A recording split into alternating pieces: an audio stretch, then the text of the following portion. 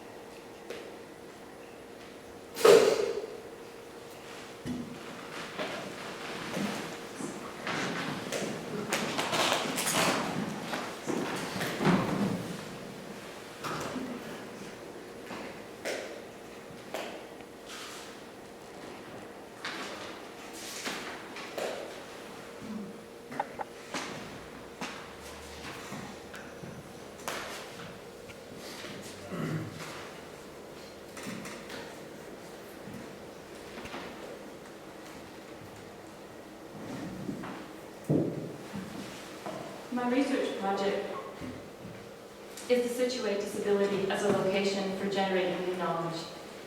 Disability studies is a relatively new discipline which locates questions and resistance to the essentialist lens which shrouds disability as an individual medical condition. Disability studies practitioners have been negotiating this commonplace medicalized sentiment by opening a space for turning of individual experience into a legitimate and necessary scholarship. From this opening, many detailed arguments show how the devastation inherent in disability can be understood as an excess, socially and culturally founded, distinct from physical phenomena such as blindness and immobility or deformity. Thus, disability studies texts form a sort of cultural resistance to counterbalance to rigidly formed ideas of ability, ableness, or able-bodiedness. This resistance carves out new alternative ways of being, thinking, and making the world that suits both able and disabled bodies. A larger conversation concerned with what it is to be alive and how culture shapes the possibilities of lives lived in different kinds of bodies. Disability studies takes on this embodied complexity by pushing it up against common sense in order to make possible a new creative turning. This idea of a creative turning subject is also at the core of artist research methodologies. As Tara Rogers suggests, the artist is a researching subject with agency to turn her attention elsewhere. An art-research relationship that is messy, random, and imprecise, and with the productive powers to allow different worlds to come into view. I have multiple sclerosis, an autoimmune neurological disease, and I situate my body and its multiple sclerosis as my object of study. Mine is an autoethnographic practice that renegotiates my experience of individuality, identity, subjectivity, and embodiment. By looking at the multiple points of contact between my own disability experience in an able-bodied world, I deploy my ability to produce a creative turning. Thank you.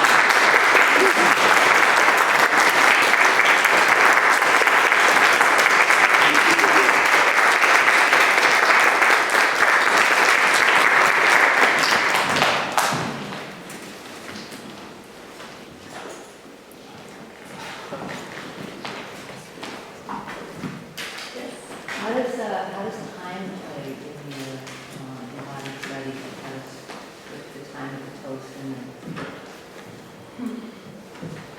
Well, it was a way of keeping track of my 10 minutes.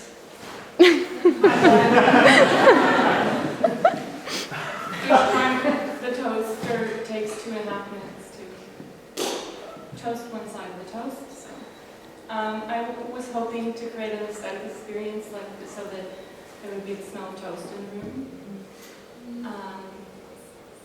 for everybody who's here.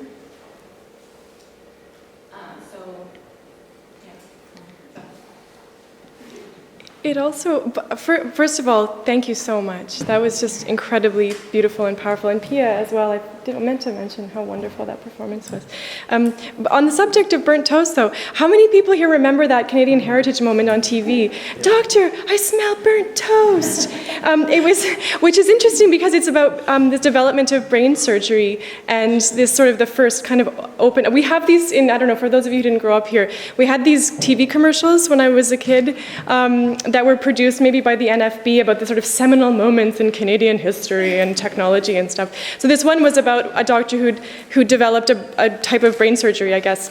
Anyway, a kind of open brain surgery, and there's this scene where he presses down on this part of a woman's brain who's conscious during the surgery, and she says, I smell burnt toast, and he's kind of replicating this thing that was a precipitating seizures or something that she was having, and it's this great thing. But anyway, so for me, it kind of evokes that smell of burnt toast, which I think speaks to also, though, I mean, your condition being neurological, I think there are kind of interesting, like, little tendrils there. Totally like in my database. what did touch me was the knife on your arm, which evoked some other movie that I saw, but not to go there. Just wanted to know what you wanted to come out of that particular moment. which was quite prolonged, and, my brain cells went all kinds of places. Yeah. It's a long time to sit. Like, a 10-minute presentation is a really short presentation. That was like at 2.5 minutes. It felt really, really long to me. I don't know if I have, so let me try to answer. Okay, so it's like, there's a certain devastation that I sort of feel all the time, and I wanted to acknowledge that and maybe just somehow represent it. Yeah. It has to do with the walker and the mobility scooter and all these things that make everything harder. Thank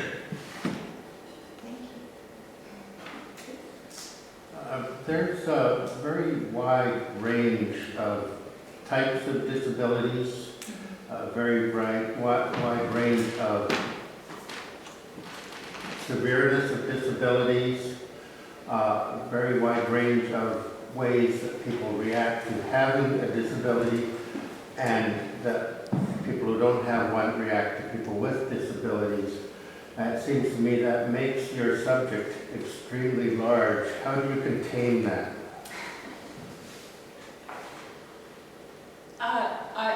I have to decide, make decisions, and direct what it is that I'm really doing, and pay attention to that.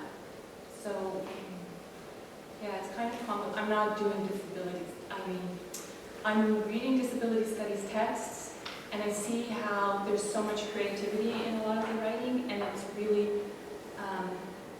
trying to just show that what it is to be, people are just talking about what it is to be alive and who they are and what their worlds are. So I find that encouraging. Yeah. Well, I had not meant to say that your focus is on disability, which obviously it isn't, but that's still part of it, and it still hinges on that. And that's what I had meant was that I would get lost. I wouldn't know where I was going with my studies in something that seems so vast.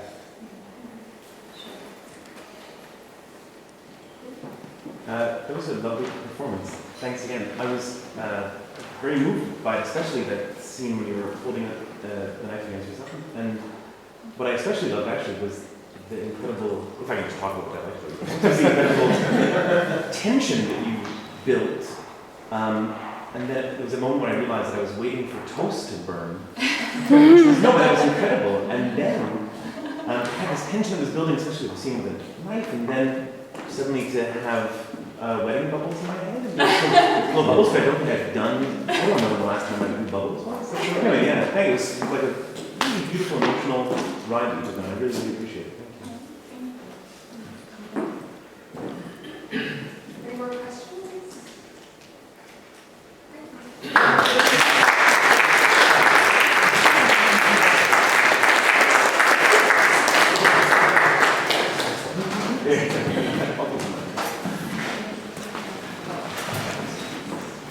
Oh,